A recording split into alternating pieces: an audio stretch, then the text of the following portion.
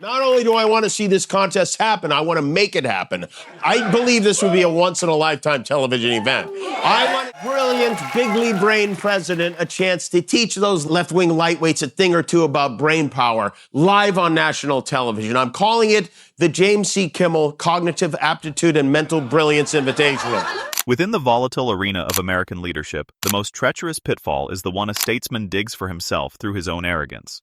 What occurs when a figure, blinded by his perceived brilliance, issues a public ultimatum only to be dismantled by a retort so surgical and profound that it leaves him shattered before a global audience? This is the chronicle of that very hubris. The atmosphere that evening was nothing short of electric, a swirling vortex of populist energy that seemed to vibrate through the very floorboards of the massive arena. It was the kind of environment where Donald Trump feels most invincible, surrounded by a sea of supporters whose rhythmic chants fueled his rhetoric. I think she's very nice, but she's very low IQ, and we really don't need low IQ. Between her and Crockett, we're going to give them both an IQ test to see who comes out best. Now, I took my test.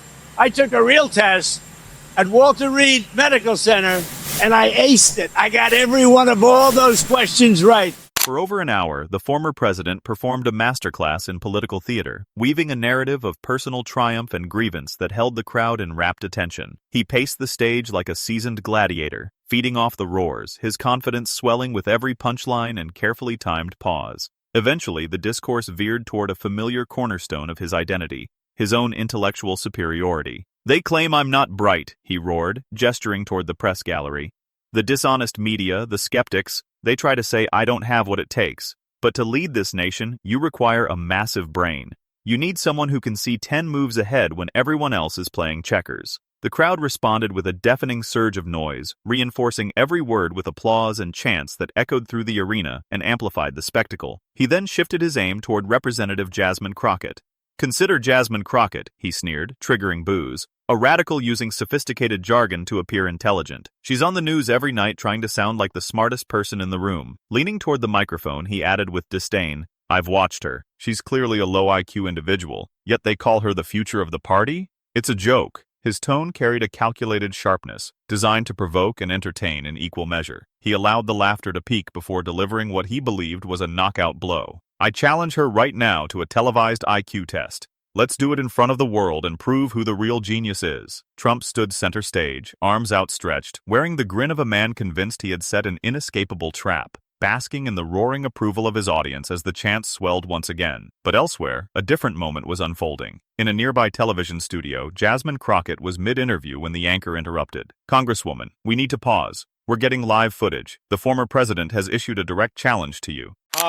He also called you low IQ. I'm sure you're aware of that. Would you be willing to take an IQ test publicly, head-to-head against the President of the United States? Absolutely.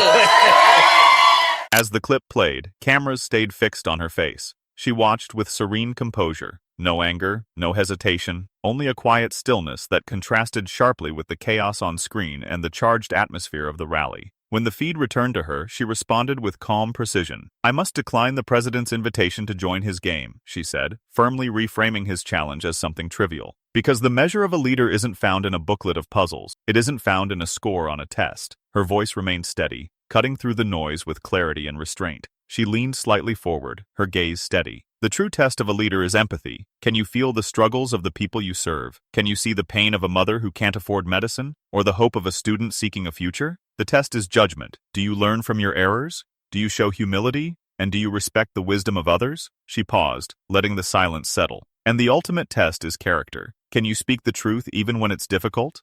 Then came the final line, delivered with surgical precision. Those are the metrics that define history. And by that standard, sir, you have failed. In a striking moment of live production, the network displayed a split screen showing Trump watching her response backstage. The shift was immediate.